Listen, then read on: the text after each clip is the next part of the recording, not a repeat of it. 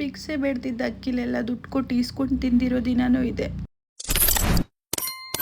Hi ನಮಸ್ತೆ, welcome back to Raksha Gowda YouTube channel. ನಾನಿವತ್ತು ತುಂಬ ದಿನದಿಂದ ಬೇಜಾರಾಗಿ ಯೂಟ್ಯೂಬ್ ಮಾಡೋದೇ ಬಿಟ್ಬಿಟ್ಟಿದ್ದೆ. ರೀಸನ್ ಏನು ಅಂದರೆ ಎಷ್ಟು ಯೂಟ್ಯೂಬ್ ಮಾಡಿದ್ರೂ ಅದು ವ್ಯೂಸ್ ರೀಚ್ ಆಗ್ತಾ ಇಲ್ಲ. ಬೇಜಾರಾಯಿತು ನನಗೂ, ಎಷ್ಟು ವಿಡಿಯೋ ಅಂತ ಹಾಕೋಣ ಅಂತ.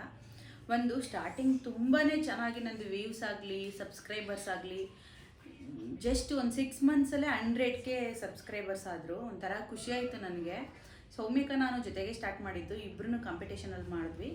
ಆದರೂ ಅವ್ರನ್ನ ರೀಚ್ ಆಗೋಕ್ಕಾಗಲ್ಲ ಅಂತ ನನಗೆ ಗೊತ್ತಿತ್ತು. ಬಟ್ ನಂಗೆ ಖುಷಿ ಆಯಿತು, ಅಷ್ಟು ಬೇಗ ಅವ್ರು 300K ಆದಾಗ ನನಗೆ 100K ಆಗಿದ್ರು. ಒಂಥರ ಖುಷಿ ಅನಿಸ್ತಾ ಇತ್ತು. ಅದಕ್ಕೋಸ್ಕರ ಏನಾದರೂ ವಿಡಿಯೋ ಮಾಡಬೇಕು ಅಂತ ವಿಡಿಯೋ ಮಾಡ್ತಾಯಿದ್ದೆ. ಸ್ವಲ್ಪ ದಿನ ಶೂಟಿಂಗಿಂದ ಪ್ರಾಬ್ಲಮ್ ಆಗಿ, ಶೂಟಿಂಗ್ ಹೋಗ್ತಿರೋ ರೀಸನ್ಗೆ ಪ್ರಾಬ್ಲಮ್ ಆಗಿ ವಿಡಿಯೋ ಮಾಡೋದನ್ನ ಸ್ಟಾಪ್ ಮಾಡಿದೆ. ಒಂದು 6 ಮಂತ್ಸ್ ವಿಡಿಯೋ ಮಾಡೋಕ್ಕೆ ಆಗಿಲ್ಲ. ಹಂಗಾಗಿ ವಿಡಿಯೋ ರೀಚ್ ಆಗ್ತಾ ಇಲ್ಲ ಯೂಟ್ಯೂಬಲ್ಲಿ. ಮನ್ಸಿಗೆ ತುಂಬ ಬೇಜಾರಾಯಿತು. ಅದಕ್ಕೆ ಬೇಡವೇ ಬೇಡ, ಬರೀ ಇನ್ಸ್ಟಾಗ್ರಾಮ್ನ ಮೇಂಟೈನ್ ಮಾಡೋಣ ಅಂದ್ಕೊಂಡು ಯೂಟ್ಯೂಬ್ನ ಬಿಟ್ಟಿದ್ದೆ. ಯಾರೋ ಇವಾಗ ಒಂದು 3-4 ದಿನದಿಂದ ನನ್ನ ಸಿಸ್ಟರ್ಸು ನನ್ನ ಫ್ರೆಂಡ್ಸ್ ಎಲ್ಲರೂ ಹೇಳಿದ್ರು, ನಿಂದು ಯೂಟ್ಯೂಬ್ ಚಾನಲೇ ನೋಡಿರಲಿಲ್ಲ ನಾನು, ಇವಾಗ ರೀಸೆಂಟಾಗಿ ನೋಡಿದೆ. ಇನ್ಸ್ಟಾಗ್ರಾಮ್ಗಿಂತ ತುಂಬಾ ಫಾಲೋವರ್ಸ್ ಇದ್ದಾರೆ ಯೂಟ್ಯೂಬಲ್ಲಿ, ನೀನು ಯಾಕೆ ಯೂಟ್ಯೂಬ್ನ ಮಾಡ್ತಾ ಇಲ್ಲ? ಎಷ್ಟೋ ಜನ ಯೂಟ್ಯೂಬಿಂದ ಜೀವನ ಕಟ್ಕೊಂಡಿದ್ದಾರೆ, ಎಷ್ಟೋ ಜನ ಫಾಲೋವರ್ಸ್ ಇಲ್ಲದೇ ತುಂಬ ಕಷ್ಟಪಡ್ತಿದ್ದಾರೆ. ನಿನಗೆ ನೋಡಿದ್ರೆ ಫಾಲೋವರ್ಸ್ ಇದ್ದಾರೆ, ನೀನು ಅದನ್ನು ಯೂಸ್ ಮಾಡ್ಕೋತಿಲ್ಲ ಯಾಕೆ ಅಂತ ಬೈದರು. ಹಂಗಾಗಿ ಅದನ್ನು ಮೈಂಡಿಗೆ ತೊಗೊಂಡು ಇವತ್ತಿನಿಂದ ವೀಡಿಯೋನ ಸ್ಟಾರ್ಟ್ ಮಾಡೋಣ. ಅಟ್ಲೀಸ್ಟ್ ಆಚೆ ಹೋಗಿ ವೀಡಿಯೋ ಮಾಡೋಕ್ಕಾಗಿಲ್ಲ ಅಂದ್ರೂ ನನ್ನ ಲೈಫ್ ಸ್ಟೋರಿನ ಇಟ್ಕೊಂಡು ಸ್ಟಾರ್ಟಿಂಗ್ ಹೆಂಗೆ ವೀಡಿಯೋ ಮಾಡಿದ್ನೋ ಅದೇ ಥರ ಇನ್ನು ಮುಂದೆನೂ ನನ್ನ ಲೈಫ್ ಸ್ಟೋರಿನ ನಿಮ್ಗಳ ಹತ್ರ ಹಂಚ್ಕೊಂಡು ವೀಡಿಯೋ ಮಾಡೋಣ ಅಂದ್ಕೊಂಡು ವಿಡಿಯೋನ ಸ್ಟಾರ್ಟ್ ಮಾಡಿದ್ದೀನಿ. ದಯವಿಟ್ಟು ಎಲ್ಲರೂ ವಿಡಿಯೋನ ನೋಡಿ ಸಬ್ಸ್ಕ್ರೈಬ್ ಆಗಿ, ಇನ್ನೂ ಯಾರೆಲ್ಲ ಸಬ್ಸ್ಕ್ರೈಬ್ ಆಗಿಲ್ಲ ಲೈಕ್ ಮಾಡಿ, ಶೇರ್ ಮಾಡಿ, ಕಮೆಂಟ್ ಮಾಡಿ, ಆಮೇಲೆ ಬೆಲ್ ಬಟನ್ನ ಪ್ರೆಸ್ ಮಾಡ್ಕೊಳ್ಳಿ. ನಾನು ಕೂಡ ನೀವು ಯಾರೆಲ್ಲ ನನ್ನನ್ನು ಸಬ್ಸ್ಕ್ರೈಬ್ ಆಗ್ತಿರೋ ನಾನು ಕೂಡ ಇನ್ನು ಮುಂದೆ ಅವ್ರನ್ನ ಸಬ್ಸ್ಕ್ರೈಬ್ ಆಗಬೇಕು ಅಂತ ಡಿಸೈಡ್ ಮಾಡಿದ್ದೀನಿ. ಯಾಕೆಂದರೆ ನನ್ನನ್ನು ನೀವು ಬೆಳೆಸ್ತಿದ್ದೀರಾ ಅಂದಮೇಲೆ ಅದರಲ್ಲಿ 1% ನಿಮಗೆ ನಾನು ಋಣಿಯಾಗಿರಬೇಕು. ಅಂದರೆ ನಾನು ಕೂಡ ನಿಮಗೆ ಸಬ್ಸ್ಕ್ರೈಬ್ ಆಗಬೇಕು ಅಂತ ಡಿಸೈಡ್ ಆಗಿದ್ದೀನಿ. ಮತ್ತು ಇನ್ನೊಂದು ಸರಿ ಹೇಳ್ತೀನಿ, welcome back to my YouTube channel. ಇವತ್ತಿನ ವಿಷಯ ಏನಪ್ಪ ಅಂದರೆ ನನ್ನ ಲೈಫ್ ಸ್ಟೋರಿ ಹೇಳಬೇಕು ಅಂದ್ಕೊಂಡಿದ್ದೀನಿ.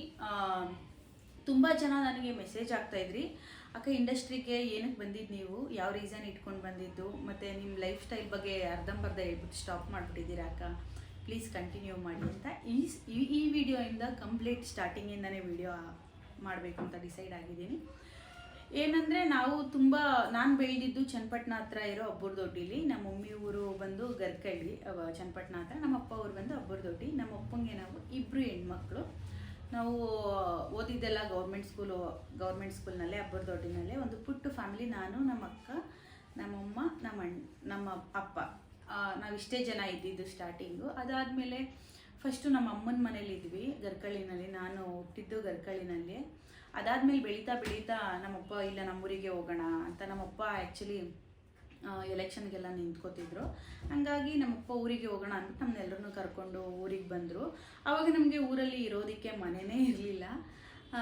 ಆವಾಗ ನಮ್ಮಪ್ಪ ಅವ್ರ ಅಣ್ಣನ ಮನೇಲಿ ಉಳ್ಕೊಂಡಿದ್ವಿ. ಅಂದರೆ ನಮ್ಮದು ಮನೆ ಕಟ್ಟಕ್ಕೆ ಸ್ಟಾರ್ಟ್ ಮಾಡಿದ್ರು ನಮ್ಮಪ್ಪ. ಸಿಂಪಲಾಗಿ ಒಂದು ಹಂಚಿನ ಮನೆ ಕಟ್ಟೋಣ ಅಂದ್ಕೊಂಡು ಹಂಚಿನ ಮನೆ ಕಟ್ಟಕ್ಕೆ ಸ್ಟಾರ್ಟ್ ಮಾಡಿದ್ರು. ಹಂಚಿನ ಮನೆ ಕಟ್ತಾ ಇದ್ದಂಗೆ ಸ್ವಲ್ಪ ಮಾಮೂಲಿ ಅಣ್ಣ ತಮ್ಮದಿರು ಅಂದರೆ ಕ್ಲಾಶ್ ಆಗೋದಿದ್ದೇ ಇರುತ್ತಲ್ವ, ಸ್ವಲ್ಪ ಕ್ಲಾಶ್ ಕೂಡ ಆಯಿತು ಅವ್ರ ಮನೇಲಿ ಇದ್ದಾಗ.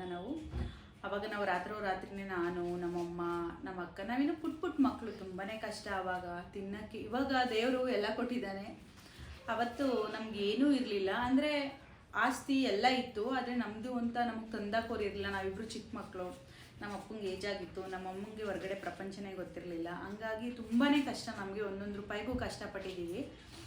ಅದಾದಮೇಲೆ ಆವಾಗ ಅವ್ರಿಗೂ ನಮ್ಮ ಅಮ್ಮಗೂ ಸ್ವಲ್ಪ ಕ್ಲಾಶ್ ಆದಾಗ ಇಲ್ಲ ಇಲ್ಲಿರೋದು ಬೇಡ ಅಂದ್ಬಿಟ್ಟು, ಆಲ್ರೆಡಿ ಮನೆ ಫಿನಿಶಿಂಗಿಗೆ ಬಂದಿತ್ತು, ನೆಲಕ್ಕೆ ಮಾತ್ರ ಗಾರೆ ಹಾಕಿರಲಿಲ್ಲ, ಇನ್ನೂ ಬರೀ ಕಲ್ಲಿತ್ತು. ಕಲ್ಲ ಮೇಲೇ ಸರಿ ಪರವಾಗಿಲ್ಲ ಅಲ್ಲೇ ಮಲ್ಕೊಳ್ಳೋಣ ಅಂದ್ಬಿಟ್ಟು ನಮ್ಮ ಮಮ್ಮಿ, ನಮ್ಮ ಅಪ್ಪ, ನಮ್ಮ ಅಕ್ಕ, ನಾವು 4 ಜನನೂ ಮಧ್ಯರಾತ್ರಿನೇ ಅವ್ರ ಮನೆ ಬಿಟ್ಟು ನಮ್ಮ ಮನೆಗೆ ಹೋದ್ವಿ. ಆವಾಗ ಇನ್ನೂ ಕಲ್ಲೇ ಹಾಕಿರಲಿಲ್ಲ. ಇವತ್ತು ಎಲ್ಲ ಇದೆ, ದೇವರು ಎಲ್ಲ ಕೊಟ್ಟಿದ್ದಾನೆ, ಆದರೆ ಅವತ್ತು ತುಂಬಾ ಕಷ್ಟ. ಅಂಥದ್ರಲ್ಲೂ ಪರವಾಗಿಲ್ಲ ಅಂದ್ಬಿಟ್ಟು ಹೋಗಿ ಜಲ್ಲಿಕಲ್ ಮೇಲೇ ನಮ್ಮಮ್ಮ ಹಸುಗೆ ಹಾಕ್ತಾರೆ ನೋಡಿ ಒಣಹುಲ್ಲು, ಆ ಒಣಹುಲ್ಲನ್ನ ಹಾಸಿ ಅದ್ರ ಮೇಲೆ ಒಂದು ಚಾಪೆ ಹಾಕಿ ಮಲಗಿಸ್ತು. ಅದಾದಮೇಲೆ ಅವತ್ತಿನಿಂದ ನಮ್ಮ ಜೀವನ ಹೊಸ ಮನೇಲಿ ಸ್ಟಾರ್ಟ್ ಆಯಿತು. ನಾನು ಆವಾಗ ಜಸ್ಟ್ 1ನೇ ಕ್ಲಾಸ್ 2ನೇ ಕ್ಲಾಸ್ ಓದ್ತಾ ಇದ್ದೆ. ನಮ್ಮ ಅಕ್ಕ ಒಂದು 5-6 ಓದ್ತಾ ಇದ್ಲು. ಅದಾದಮೇಲೆ ಅವಾಗ ಹೆಂಗೆ ಅಂದರೆ ನಮ್ಮಮ್ಮನೂ ಕೂಲಿಗೆ, ನಮ್ಮಪ್ಪ ಯಾವತ್ತೂ ಕೂಲಿಗೆಲ್ಲ ಕಳಿಸ್ತವ್ರಲ್ಲ. ಆವಾಗ ನಾವು ಅದಕ್ಕೂ ಮುಂಚೆ ಹೋಟ್ಲು ನಡೆಸ್ತಿದ್ವಿ, ಆ ಹೋಟ್ಲಲ್ಲಿ ಜೀವನ ಮಾಡ್ತಿದ್ವಿ. ಸಡನ್ನಾಗಿ ಊರಿಗೆ ಬಂದಮೇಲೆ ಹೆಂಗೆ ಜೀವನ ಅಂದಾಗ ನಮ್ಮ ಮಮ್ಮಿ ನಾನೇ ಕೂಲಿಗೆ ಹೋಗ್ತೀನಿ ಅಂತ ಕೂಲಿಗೆ ಹೋಗೋಕ್ಕೂ ಸ್ಟಾರ್ಟ್ ಮಾಡ್ತು. ನಮ್ಮ ಅಪ್ಪಂಗೆ ಯಾರೋ ಅಂದರೆ ನಮ್ಮಪ್ಪ ಅವಾಗಿನಿಂದ ರಾಜಕೀಯದಲ್ಲಿದ್ದವರು, ರಾಜಕೀಯನೂ ಬಿಟ್ಬಿಟ್ಟಿದ್ರು. ಏನು ಮಾಡೋಕ್ಕಾಗುತ್ತೆ, ನಮ್ಮ ಅಪ್ಪಂಗೆ ಬೇರೆ ಯಾವ ಕೆಲಸನೂ ಗೊತ್ತಿಲ್ಲ, ಓಡಾಡ್ಕೊಂಡಿದ್ರು. ನಮ್ಮಮ್ಮ ಕೂಲಿಗೆ ಹೋಗಿ ಅವಾಗೆಲ್ಲ ಕೂಲಿಲಿ 50 ರೂಪಾಯಿ 100 ರೂಪಾಯಿ ಕೊಡೋದೇ ಜಾಸ್ತಿ. ಅಷ್ಟರಲ್ಲೇ ಮನೆ ನಮ್ಮನ್ನು ಓದಿಸ್ಕೊಂಡು ಕೂಲಿ ಮಾಡಿಕೊಂಡು ತುಂಬಾ ಕಷ್ಟಪಟ್ಟಿದ್ದೀವಿ. ಕೂಲಿ ಮಾಡಿಕೊಂಡು ನಮ್ಮನ್ನು ಸಾಕ್ತಾಯಿತ್ತು. ಆವಾಗ ನಮ್ಮ ಅಪ್ಪಂಗೆ ಬಂದು 3 ಜನ ಹೆಂಡ್ತಿರು. ಹಿಂದಿನ ವೀಡಿಯೋದಲ್ಲೇ ನಾನು ಹೇಳಿದ್ದೀನಿ. ಅದರಲ್ಲಿ 2ನೇ ಹೆಂಡ್ತಿ ಮಗ ನಮ್ಮ ಜೊತೆಗೆ ಇದ್ದಿದ್ದು. ಅವರಂತೂ ಅವ್ರಿಗೂ ಮದುವೆ ಮಾಡೋವರೆಗೂ ನಮ್ಮ ಅಣ್ಣ ನಮ್ಮ ಜೊತೆಗೆ ಚೆನ್ನಾಗಿದೆ. ಆ ಮದುವೆ ಆದಮೇಲೆ ಮಾಮೂಲಿ ಏನಕ್ಕೆ ಜಗಳ ಮಾಡ್ಕೊಂಡ ಏನದು ನಮಗೆ ಗೊತ್ತಿಲ್ಲ. ನಮ್ಮ ಚಿಕ್ಕವರಿದ್ವಿ. ನಮ್ಮ ಕಣ್ಮುಂದೆ ತಂದು ತಿಂತಾಯಿದ್ರು ನಮಗೆ ಕೊಟ್ಟು ತಿಂತಿರಲಿಲ್ಲ. ನಾವು ಈಗ ಬೀದಿಲಿ ನಾಯಿಗಳು ನಾವೇನಾದರೂ ತಿಂತಿದ್ರೆ ನೋಡ್ಕೊಂಡು ನಿಂತಿರ್ತಾರೆ ನೋಡಿ, ಆ ಥರ ನಾವು ನೋಡ್ಕೊಂಡು ನಿಂತಿದ್ದ ದಿನವೂ ಇದೆ. ಬಾಯಿ ಬಿಟ್ಟು ಕೇಳಿದ್ರೂ ಕೊಡ್ತಾ ಇರಲಿಲ್ಲ. ಒಂದು ಪೆನ್ನು ಪೆನ್ಸಿಲ್ಗೆ ತುಂಬ ಕಷ್ಟಪಟ್ಟಿದ್ದೀವಿ. ಅದಾದಮೇಲೆ ನಮ್ಮಮ್ಮ ಇರಲಿ ಪರವಾಗಿಲ್ಲ ಅಡ್ಜಸ್ಟ್ ಮಾಡ್ಕೊಂಡು ಜೀವನ ಮಾಡಿ ಅಂತ ಹೇಳಿ ಜೀವನ ಮಾಡಿಸ್ತಾಯಿತ್ತು. ಅದಾದಮೇಲೆ ಹಂಗೆ ಸ್ಟಡಿ ಮುಂದುವರಿತು. ನಮ್ಮ ಅಕ್ಕ ಮದುವೆಗೆ ಬಂದಳು. ಆ ಟೈಮಲ್ಲಿ ನಮ್ಮ ಅಕ್ಕಂಗೆ ಮದುವೆ ಕೂಡ ಆಯಿತು. ಮದುವೆ ಎಲ್ಲ ಆಗಿ ನಮ್ಮ ಬಾವು ಅಕ್ಕ ಪಾಪು, 1ನೇ ಪಾಪುನೂ ಆಯಿತು. 2ನೇ ಪಾಪು ಟೈಮಲ್ಲಿ 2ನೇ ಪಾಪು ಆಯಿತು. ನಮ್ಮ ಅಪ್ಪಂಗೆ ಸ್ಟ್ರೋಕ್ ಆಗೋಯಿತು.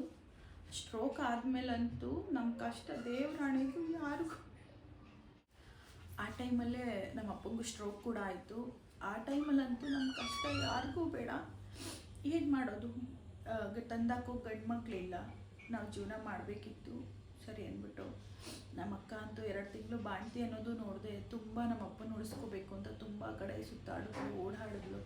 ಬಟ್ ನಮ್ಮ ಅಪ್ಪಂಗೆ ಹುಷಾರಾಗಲೇ ಇಲ್ಲ ಅವರು. ಆ ಟೈಮಲ್ಲಿ ನಾವು ತಿನ್ನೋಕ್ಕೂ ಅನ್ನ ಇರಲಿಲ್ಲ ನಮಗೆ. ಭಿಕ್ಷೆ ಮಾಡ್ತಾರೆ ಗೊತ್ತಾ, ಭಿಕ್ಷೆ ಮಾಡೋರ ಹತ್ರ ದುಡ್ಡು ಕೊಟ್ಟು ಅಕ್ಕಿ ತೊಗೊಂಡು ತಿಂದಿರೋ ದಿನವೂ ನಮಗಿದೆ. ನೆನೆಸ್ಕೊಂಡ್ರೆ ಮನಸ್ಸು ತುಂಬ ಬೇಜಾರಾಗುತ್ತೆ. ಬಟ್ ಏನು ಮಾಡೋದು. ಬಟ್ ನಮ್ಮಮ್ಮ ಅಂಥ ಟೈಮಲ್ಲೂ ಅವ್ರ ರಿಲೇಷನ್ ಮನೆಗಾಗಲಿ ಅವ್ರ ಫ್ಯಾಮಿಲಿ ಮನೆಗಾಗಲಿ ಎಲ್ಲೂ ಹೋಗಿ ಕೈ ಚಾಚಿಲ್ಲ. ಭಿಕ್ಷೆ ಬೇಡಿ ಜೀವನ ಮಾಡಿದ್ರು ಯಾರ ಮುಂದೆನೂ ಹೋಗ್ಬಾರ್ದು ಅಂತ ಡಿಸೈಡ್ ಮಾಡಿ ಬದುಕ್ತಾ ಇದ್ವಿ. ಆಮೇಲೆ ಸುಮಾರು ಒಂದು 3 ವರ್ಷ ನಮ್ಮಪ್ಪ ಬೆಡ್ ರೆಡ್ ಆಗಿದ್ದರು. ಬೆಡ್ ಮೇಲೆ ಎಲ್ಲ ಮಗು ಥರ ಎಲ್ಲ ಅಲ್ಲೇ ಎಲ್ಲ ವಾಶ್ರೂಮ್ ಆಗಲಿ ಬಾತ್ರೂಮ್ ಆಗಲಿ ಎಲ್ಲನೂ ಅಲ್ಲೇ ಮಾಡ್ಕೋತಿದ್ರು. ಅದನ್ನೆಲ್ಲ ನಾವು ತಲೆಯಲ್ಲೇ ಇಟ್ಕೊಂಡಿಲ್ಲ. ಒಂದು ಮಗು ಥರ ನಮ್ಮಪ್ಪನ ನಮ್ಮಪ್ಪ ನಮಗೆ ಒಂದು ಚೂರು ಅಷ್ಟು ಕಷ್ಟ ಇದ್ರೂ ತುಂಬ ಚೆನ್ನಾಗಿ ಸಾಕಿದ್ದಾರೆ ನಮ್ಮ ಮನೇಲಿ. ಆ ಕಷ್ಟನ ತೋರಿಸ್ಕೊಡ್ದಂಗೆ ನೋಡ್ಕೊಂಡಿದ್ದಾರೆ ಅಂದಮೇಲೆ ಅವ್ರ ಋಣ ನಮಗೆ ಮೇಲೆ ತುಂಬಾ ಇತ್ತು. ಅದರಲ್ಲಿ ಅಟ್ಲೀಸ್ಟ್ 1% ಆದರೂ ಈ ರೀತಿ ತೀರಿಸ್ಕೋಬೋದು ಅಂತ ನಾನು ಅಕ್ಕ ಇಬ್ಬರೂ ತುಂಬಾ ಮಾಡಿದ್ದೀವಿ.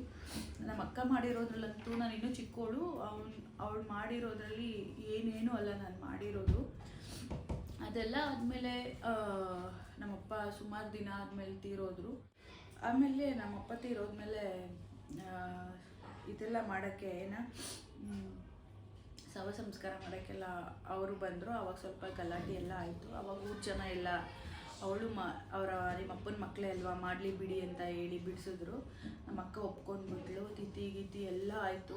ಆಮೇಲಂತೂ ನಮ್ಗೆ ತುಂಬಾ ಕಷ್ಟ ಸ್ಟಾರ್ಟ್ ಆಯಿತು. ಯಾಕಂದರೆ ತಂದಾಕೋರಿಲ್ಲ. ಮೊದಲೇ ಹೇಳಿದ್ದೀನಿ ನಾನು, ತಂದಾಕೋರಿಲ್ಲ. ನಾನು ಅವಾಗ ಒಂದು 8th 9th ಓದ್ತಾ ಇದ್ದೆ. ನಮ್ಮ ಅಕ್ಕ ಬಾಣ್ತಿ, ನಮ್ಮಮ್ಮ ಒಬ್ಬರೇ ಕೆಲ್ಸಕ್ಕೆ ಹೋಗ್ಬೇಕಿತ್ತು. ಅವ್ರು ತರೋ ದುಡ್ಡಲ್ಲೇ ನಾವು ಜೀವನ ಮಾಡಬೇಕಿತ್ತು. ನಮ್ಮಮ್ಮ ಡೈಲಿ 3 ಟೈಮು ಕೂಲಿಗೆ ಹೋಗ್ತಿದ್ರು. ಬರೀ 100 ರೂಪಾಯಿ ಕೊಡೋರು, 100 ಕೊಡ್ತಿರ್ಲಿಲ್ಲ ಅನಿಸುತ್ತೆ. ಒಂದು 250 ರೂಪಾಯಿ ಸಿಗೋದೇ ಜಾಸ್ತಿ ಆಗಿತ್ತು.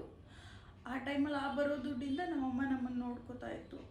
ಆಮೇಲೆ ನಾವು ದೊಡ್ಡವರಾಗ್ತಾ ಬಂದ್ವಿ. ಆಮೇಲೆ ನಾವೇ ಡಿಸೈಡ್ ಮಾಡಿದ್ವಿ, ಯಾಕೆ ಹಿಂಗಿರಬೇಕು, ನಾವು ಚೆನ್ನಾಗಿ ಬದುಕಬೇಕು ಅಂತ ಡಿಸೈಡ್ ಮಾಡಿ ಬೆಂಗಳೂರಿಗೆ ಬಂದ್ವಿ. ಬೆಂಗಳೂರಿಗೆ ಬಂದು ಕೆಲ್ಸಕ್ಕೆ ಸೇರಿಕೊಂಡೆ ನಾನು. ಕೆಲ್ಸಕ್ಕೆ ಸೇರ್ಕೊಂಡ್ಮೇಲೆ ಯಾವ ರೀತಿ ಆಯಿತು ನನ್ನ ಜೀವನ ಅಂತ ನೆಕ್ಸ್ಟ್ ಬ್ಲಾಗಲ್ಲಿ ಹೇಳ್ತೀನಿ. ಏನೇ ಅಲ್ಲಿ ನಾನು ನಿಮ್ಗೊಂದು ವಿಷಯ ಹೇಳೋಕ್ಕೆ ಇಷ್ಟಪಡ್ತೀನಿ. ತಂದೆ ತಾಯಿ ಇದ್ದಾಗ ಅವ್ರನ್ನ ತುಂಬ ಚೆನ್ನಾಗಿ ನೋಡ್ಕೊಳ್ಳಿ. ನನಗೆ ಇವಾಗ ಏನು ಅನಿಸುತ್ತೆ ಅಂದರೆ, ನಮ್ಮಪ್ಪ ಇವಾಗ ಇದ್ದಿದ್ದಿದ್ರೆ ನಮ್ಮನ್ನು ನೋಡಿ ತುಂಬಾ ಖುಷಿ ಪಡ್ತಿದ್ರು. ಆದರೆ ದೇವರು ಬೇಗನೆ ಕರ್ಕೊಬಿಟ್ರು. ಪರವಾಗಿಲ್ಲ. ನಮ್ಮಮ್ಮನಲ್ಲಿ ನಮ್ಮಪ್ಪನ ಕಾಣ್ತೀವಿ ನಾವು. ನಿಮ್ಗೆಲ್ರಿಗೂ ಏನು ಹೇಳೋಕ್ಕೆ ಇಷ್ಟಪಡ್ತೀನಿ ಅಂದರೆ, ಅಪ್ಪ ಅಮ್ಮ ತುಂಬ ಚೆನ್ನಾಗಿ ನೋಡ್ಕೊಳ್ಳಿ. ಅಪ್ಪ ಅಮ್ಮ ತುಂಬ ಕಷ್ಟಪಟ್ಟು ನಮ್ಮನ್ನು ಸಾಕಿ ಬೆಳೆಸಿ ಓದಿಸಿರ್ತಾರೆ. ನಾವು ಈ ಮಟ್ಟಿಗೆ ಬರೋಕ್ಕೆ ಅವ್ರು ಎಷ್ಟು ಕಷ್ಟಪಟ್ಟಿರ್ತಾರೆ ಅಂತ ನಮಗೆ ನಿಜವಾಗ್ಲೂ ಗೊತ್ತಿರಲ್ಲ. ಎಷ್ಟೋ ವಿಷಯಗಳು ಅಷ್ಟು ಕಷ್ಟಪಟ್ಟಿರ್ತಾರೆ. ಇರೋವರೆಗೂ ಅಪ್ಪ ಅಮ್ಮನ ಚೆನ್ನಾಗಿ ನೋಡ್ಕೊಳ್ಳಿ. ಮತ್ತು ನನ್ನ ವಿಡಿಯೋಯಿಂದ ನಿಮ್ಮ ಮನ್ಸಿಗೆ ನೋವಾಗಿದ್ರೆ ಅಥವಾ ನಿಮ್ಗೇನಾದರೂ ಹರ್ಟ್ ಆಗಿದ್ರೆ ಸಾರಿ ಕೇಳ್ತೀನಿ. ಯಾಕೆಂದರೆ ನನಗೆ ಯಾಕೋ ಇನ್ನು ಮುಂದೆ ನನ್ನ ಲೈಫ್ ಸ್ಟೈಲ್ ಬಗ್ಗೆನೇ ವಿಡಿಯೋ ಮಾಡಬೇಕು ಅಂತ ಸ್ಟಾರ್ಟ್ ಮಾಡಿದೆ. ತುಂಬ ಜನಕ್ಕೆ ನನ್ನ ಲೈಫ್ ಬಗ್ಗೆ ತುಂಬಾ ಕ್ವಶನ್ಸ್ ಇದೆ. ಖಂಡಿತವಾಗಿಯೂ ಒಂದೊಂದೇ ನನ್ನ ಲೈಫ್ ಬಗ್ಗೆ ಹೇಳ್ತಾ ಹೋಗ್ತೀನಿ. Thank you. ಯಾರಿಗೆಲ್ಲ ವಿಡಿಯೋ ಇಷ್ಟ ಆಗಿದೆ ಲೈಕ್ ಮಾಡಿ. ನನ್ನ ಲೈಫ್ ಫುಲ್ ಏನೇನೆಲ್ಲ ಕಷ್ಟಪಟ್ಟಿದ್ದೀನಿ, ಹೇಗೆಲ್ಲ ಜೀವನ ಕಟ್ಕೊಂಡಿದ್ದೀನಿ ಅಂತ ನಿಮಗೆ ಗೊತ್ತಾಗಬೇಕು ಅಂದರೆ ಈ ಪೂರ್ತಿ ವಿಡಿಯೋ ನೋಡಿ. ಬಾಯ್.